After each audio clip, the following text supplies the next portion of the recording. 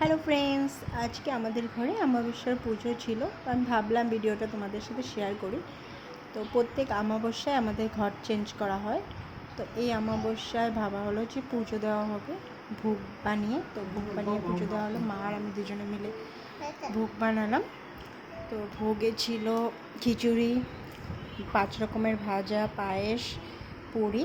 আর বেশি কিছু করতে পারলাম না, কারণ মার শরীরটা অত ভালো না। আমিও পুচকিকে নিয়ে অত কাম করতে পারি না, এখন কষ্ট হয়, ও অনেক দিকদারি দেয়, অনেক দুষ্ট হয়ে গেছে, তাই না? তো দেখো তোমরা, বাবা গীতা পাঠ করছে, আমার শ্বশুর মশাই নেই, আর মা সব বাবাকে হেল্প করে দিয়েছে।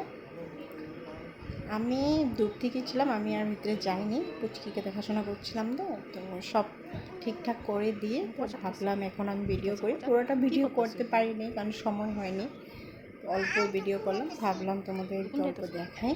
ওই দোকান তো যাও না তুমি। তো তোমরা সবাই এসে পড়ো আমাদের ঘরে প্রসাদ খেতে।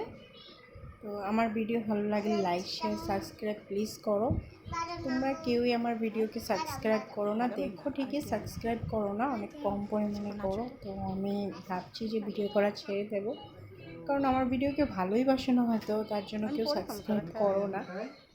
তো এখন আমাদের পুজো শেষ হয়ে গেছে, এখন প্রসাদ বিতরণ হবে। দাদা আর বাবা বসে গেছে প্রসাদ খেতে, তোমাদেরকেও নিমন্ত্রণ রইল, এসে পড়ো সবাই প্রসাদ খেতে।